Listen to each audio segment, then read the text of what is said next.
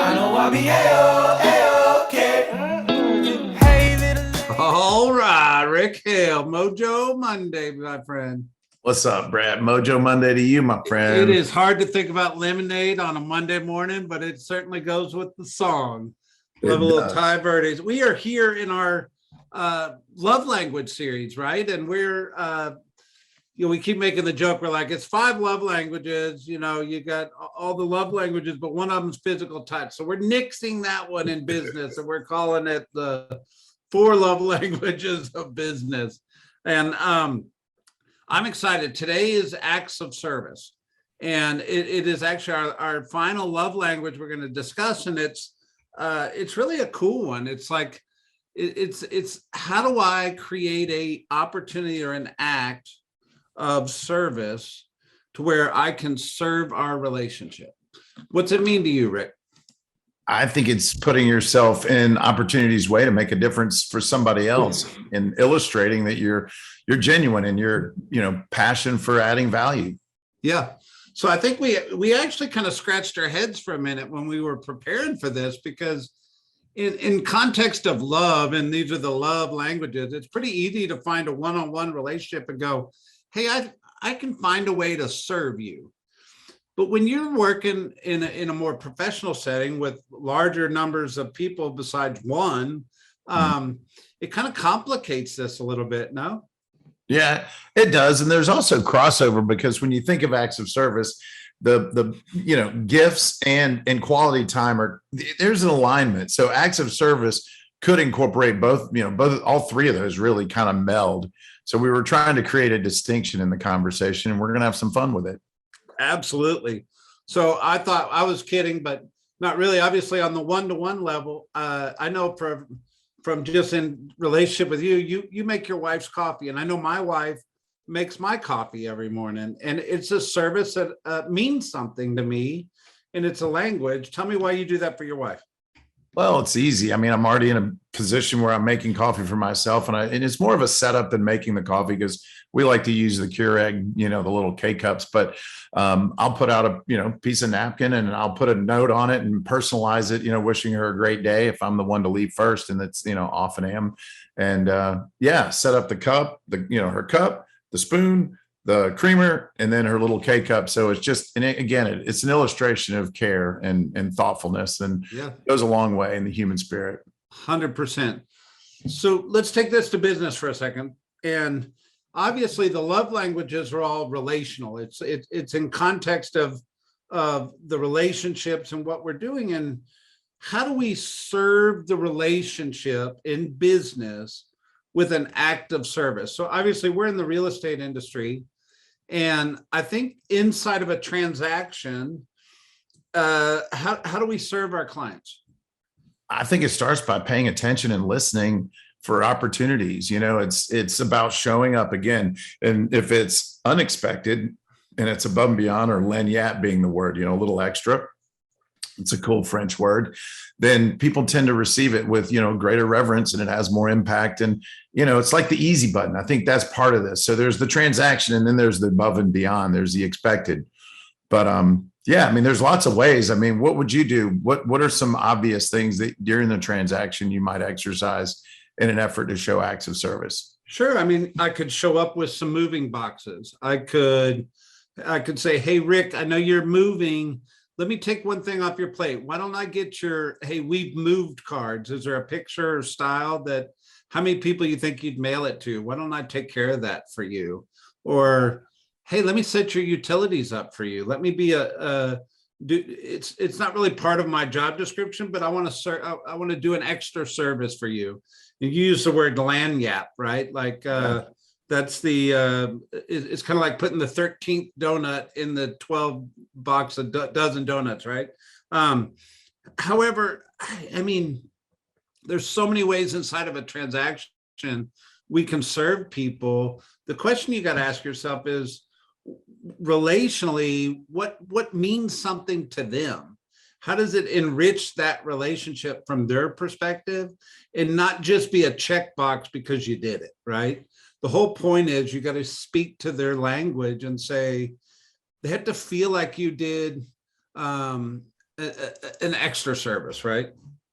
Yeah, and I mean, I think one way to recognize what that extra is, or to enhance the reality of the value, is to ask, what can I do today to support you and elevate, your experience? So we back to the transactional piece, you kind of know the 5 or 6, 10 things. One might be, even, you didn't say this, but providing your vendor list and directory. It might be meeting a vendor at a house, a vacant house, so that they don't have to leave work, and then, or maybe hand delivering something of importance, a special report, or you know what I'm saying? And taking extra time to walk them through it step by step.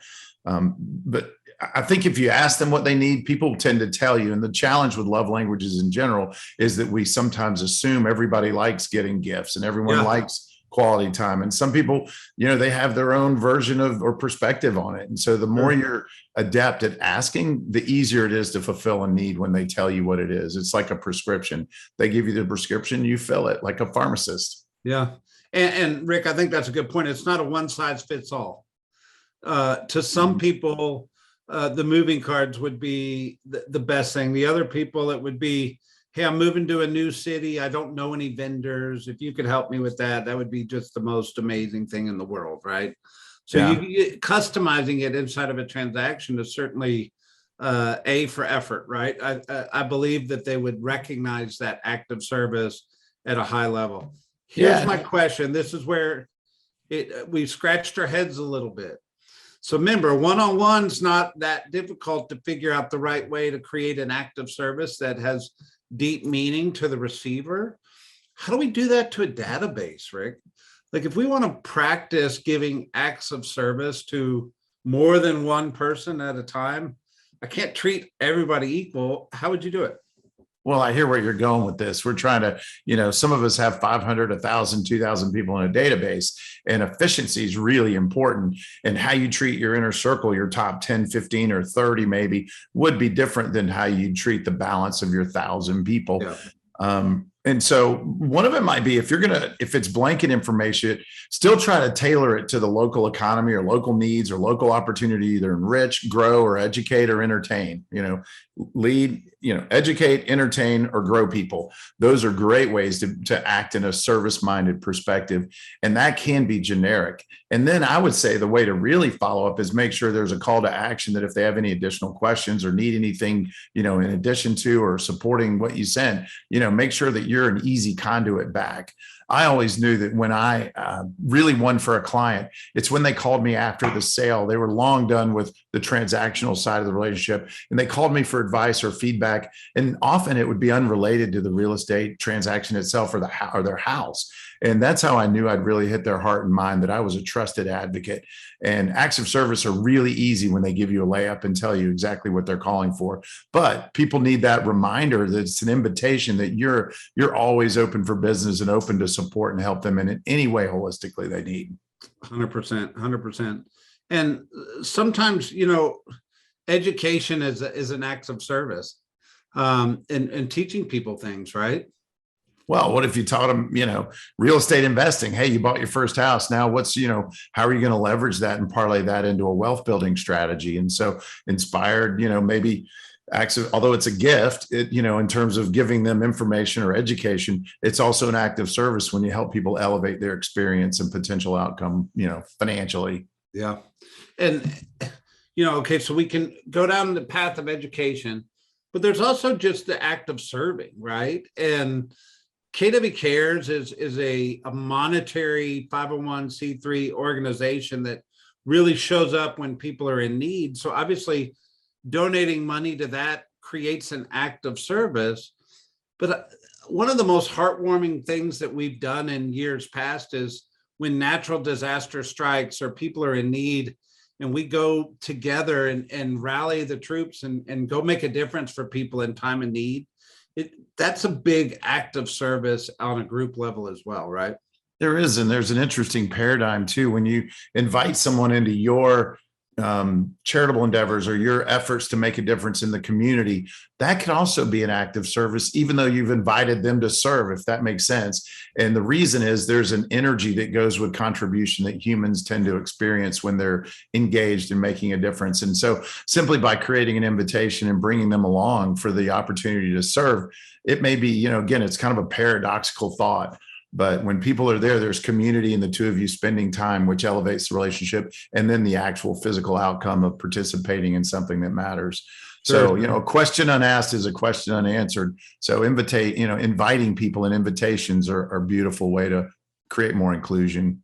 Of course, in community service, of course, it's that word that you think about everybody has to go do as a punishment for a crime. But at the end of the day, it really is a act of service. We're serving our community, and Red Day was really created for that. But I want to push pause on that thought for a minute, because you're on a line of thinking that I want to draw out a little bit. Sure. So how do you tie this to a database? What would that phone call be if you were calling your database saying, hey, I want to serve with you? Or how would you put that together? Well, there's two thoughts that pop into my head. One is you could invite them to the things that you're already contributing and participating in, or maybe it even starts with that educational piece. Hey, I don't know, play a did you know, moment. Did you know that this is going on and that we're supporting? And if you're interested in anything relating to this, give me a call. Love to discuss it. The other thought is, what if you proactively reached into the hearts and minds of the people in your database? And what if you called with a call to action to say, hey, I just wanted you to know this year I'm contributing 120 hours to charitable endeavors, and I'd like to expand my reach and capacity to serve the people that I care about, you being one of them. Who would you recommend I lean into? Where do you invest your time? And so that I might put it on the list and as a consideration, see what they say. It would be an interesting call. Someone called me asking me what I'm, most fond of in my heart, especially on the charitable side of things. I'd probably see them differently. And then if they take action on it, man, that's a whole nother level of cool. 100%. Well, charity, community service, just giving back. Tie it to business.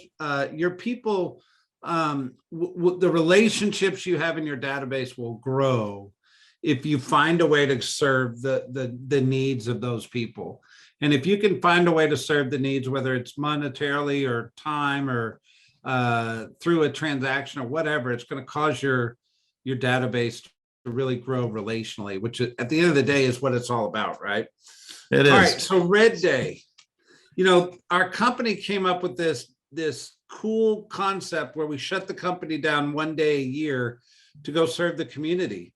One of the coolest things that I experienced, Rick, is the side-by-side relationships that grow through the serving of a Red Day experience at an act of service. And, there's something to be said when you and I are shoveling mulch through wheelbarrows, serving some community or painting a room together or whatever. Our relationship has nowhere to go but better because of that common bond of serving. And even though I'm not serving you and you're not serving me, we're serving a third party in an act of service. We benefit from it too.